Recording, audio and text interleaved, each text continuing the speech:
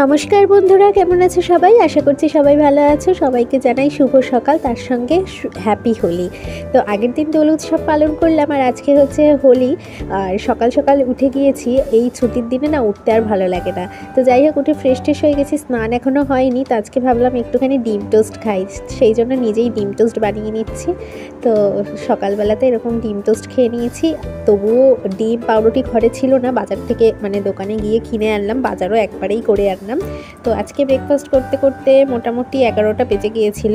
আর আগের দিন তোমরা দেখেছো এই যে আমি মামা বাড়িতে গিয়েছিলাম নেমন্তন্না খেতে, মানে মামা আমাদেরকে নিমন্ত্রণ করেছিল।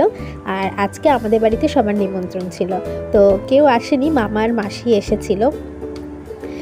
সেই জন্যই কিছু টুকটাক বাজার করলাম। আর আজকেও হতে চলেছে আমাদের বাড়িতে মাটন, আরও টুকটাক অনেক কিছুই রান্নাবান্না আছে। আর বাড়িতে এরকম উৎসবের দিন কিছু রান্নাবান্না হলে সেটা না আমিই করে নিই, মানে যে কোনো রান্নাবান্না হলে লোকজন এলে সেটা আমিই করি। তো এই যে আগেই ব্রেকফাস্টগুলো ভেজে নিচ্ছি। প্রথমেরগুলোতে খুব ভালো হলো, পরেরগুলোতে ডিম শর্ট পড়ে গেছিলো। তো 6 পিস বানিয়েছিলাম, আমি 3 পিস আর মা 3 পিস। তো একটু ঠান্ডা মাথায় ব্রেকফাস্টটা করে নিচ্ছি, কারণ সকালে যদি একটু খেয়ে দম না নিই তাহলে কিন্তু আর পুরো দিন রান্না করার আর শক্তি থাকবে না। তো সত্যি ডিম টোস্টটা দারুণ হয়েছিল। তো সবার প্রথমে আমি আগে মশলা বাটতে চলে এসেছি। আজকে বানাবো একটু মুড়ি ঘন্ট। আর এই যে আলুগুলোও কেটে নিয়েছি, মশলা বাটাও আমার কমপ্লিট, আর চালটাও ধুয়ে রেখেছি। মানে ব্রেকফাস্ট করার পর আর 1 মিনিটও বসিনি, একদম কাজে হাত লাগিয়ে দিয়েছি। আর আজকে যেহেতু ছুটির দিন, তাই এক্সট্রা কোনো কাজ নেই। আর যেহেতু বাড়িতে মামা মাসি আসবে, তাদেরকে তো সময় মতো খেতেও দিতে হবে, যার জন্য খুব তাড়াতাড়ি করে রান্নাবান্না করলাম। আর এইটা আমি প্রথমে করে নিচ্ছি হচ্ছে একটুখানি মাছ, কারণ মাটনটা ভেবেছি ঝোল করবো না, একটু কষা কষাই করবো। আর শুধু ওরকম কষা কষা মাটন দিয়ে তার ভাত খাওয়া যাবে না, যার জন্য পাশে এই রুই মাছটা রেখেছি। তো এই রুই মাছটা একটুখানি মাখা মাখা করেই করে নেব। দুটো পদ হলে কি বলো তো, খাওয়া হয়ে যায় একটু কষা কষা। আর ঝোল তো এমনি বাড়িতে খাওয়ার হলে ঝোলই খাই, একটু অকেশানে কষা কষা খেতে খুব ভালো লাগে। তো এই যে এখানে মুড়ি ঘন্টটা নিয়ে নিয়েছি, 2খানা মাথা নিয়ে এসেছি। আর এই যে খুব ভালো করে করে নিচ্ছি, মানে নাড়িয়ে নিচ্ছি। আসলে বলে রাখি যে মাথাটা কিন্তু আমি কিনে আনিনি, মাথাটা আগের দিন মামার বাড়িতে এসেছিল, মামারা কিছু বাড়ায়নি বলে মাসিমাকে বললে এটা নিয়ে যায়, এটা দিয়েই তাহলে মুড়ি ঘন্টটা কর। তো যার জন্য ওই মাথাগুলো দিয়েই মুড়ি ঘন্টটা করছি, যেহেতু কালকে দিদা বাড়িতে ইউজ হয়নি আর ওরা এখন কদিন খাবে না, তো শুধু নষ্টই হবে, তাই বললো তাহলে তুই নিয়ে যা। তো চালগুলো ভিজিয়ে রেখেছিলাম, চালগুলো দিলাম আর মশলাটাও দিয়ে দিলাম, খুব ভালো করে কষিয়ে নিচ্ছি। মুড়ি ঘন্টটা আমি আগে কখনো বানাইনি, মাসি বলে দিলে এভাবে বানা, সেইভাবেই বানালাম। সত্যি খুব অপূর্ব স্বাদ হয়েছিল, আর গরম মশলা দেওয়াতে না দারুণ। আর এইদিকে আমার মাটনের সমস্ত কিছুই জোগাড় যন্ত্র করা হয়ে গেছে, মশলা টশলাগুলো আমি ভাবতেই পারছি না যে এত তাড়াতাড়ি যাই হোক হয়ে গেল। আর আমি জানো তো রান্না প্রায় 2টোর মধ্যে কমপ্লিট করে ফেলেছি, ওই 11:30টার মধ্যে রান্নাঘরে ঢুকে।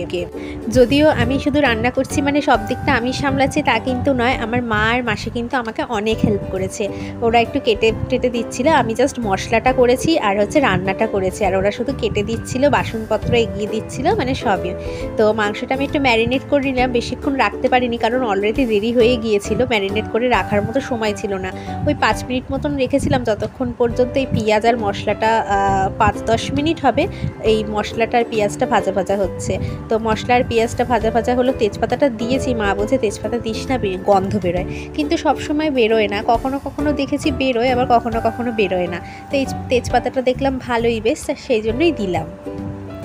ব্যাস পরিমাণ মতো নুন আর হলুদ দিয়ে আর লঙ্কার গুঁড়ো দিয়ে বানিয়ে নিলাম এই মাটনটা। একদম বাঙালির সাথে বানিয়েছি, কিন্তু এর মধ্যে কিচ্ছু দিইনি সেরকম, মানে এক্সট্রা মশলা, এমনকি মিট মশলা আমি ব্যবহার করি, আজকে মিট মশলাও দিইনি। কারণ হচ্ছে আগের দিন দিদা বাড়িতে মিট মশলা ছিল না, তারপরে টক দই ছিল না, তবুও মাসি যে মশলাগুলো দিয়েছিল, ওই আদা জিরে এগুলোই, ধনেও ওরা দেয়নি, তারপরেও এত সুন্দর টেস্ট হয়েছে যে আমি আগে থেকে প্ল্যান করেছিলাম যে আজকে মাংস বানালে আমি টক দই এটা ওটা মিট মশলা হ্যানা ত্যানা দেবো। কিন্তু আগের দিন দিদা বাড়িতে এমনি সিম্পলি খেয়ে এত ভালো লাগলো যে আমি মনে করলাম না আর কিচ্ছু দেবো না, এই সমস্ত এমনি সিম্পলি বানাবো, কারণ কালকেও মানে খাওয়া হয়েছে রিচ, আবার আজকেও খাওয়া হবে, তো থাক অত দই টই দেওয়ার দরকার নেই, এমনি সিম্পলি বানাই। আর আগের দিন যেহেতু ভালোই হয়েছিল, যার জন্য আমি একটু ভরসাও পেলাম যে না ঠিক আছে। আর এদিকে হচ্ছে আমি আলুগুলোকে আলাদা করে নিলাম, দিয়ে তারপরে প্রেশার কুকারে মাংসটাকে সিদ্ধ করতে দিলাম। আর হ্যাঁ, আমি মাংসতে না গোলমরিচ ইউজ করেছি, যেহেতু আমি কাঁচা লঙ্কা ইউজ করেছিলাম মানে বাটা মশলাতে, শুকনো লঙ্কা ছিল না, দিতে পারিনি, তো কাঁচা লঙ্কার জন্য আমি একটু গোলমরিচ দিয়েছি। তো আলুগুলো আলাদা করে তুলে সিদ্ধ করেছিলাম, দিয়ে 10টা সিটি দিয়ে দিলাম, তারপরে আলুগুলো দিয়ে আবার সিটি দিলাম। এতে মাংসটাও ভালো করেছিল আর আলুটাও বেশি গলে যায়নি। তো এই যে শেষ পর্যন্ত রান্না কমপ্লিট। এই যে রুই মাছ, ভাত, তার সঙ্গে ছিল পাট শাক, এটা কিন্তু মা করেছে, এটা কিন্তু আমি করিনি। আর তার সাথে ছিল মুড়ি ঘন্ট, ওহ দারুণ। আর তারপরেই চলে এসেছে বাঙালির সব থেকে প্রিয় খাবার অকেশানে, সেটা হচ্ছে মাটন। সত্যি এই মাটনটা হচ্ছে বাঙালি মধ্যবিত্ত পরিবারের কাছে একটা ইমোশন, মানে একটা অকেশানের আমেজ এনে দেয়। খাওয়া দাওয়া কমপ্লিট করে একটু ছাদে চলে গেছিলাম রিলস করতে, আর তখনই দেখছি ছাদে অনেক ঘুড়ি উঠছে, সবাই ছুটির দিনে ঘুড়ি ওড়াচ্ছে। তো আজকের ভিডিওটা এখানেই শেষ করছি, দেখা হচ্ছে পরের ভিডিওতে। অবশ্যই ভালো থাকবেন, সুস্থ থাকবেন, টাটা।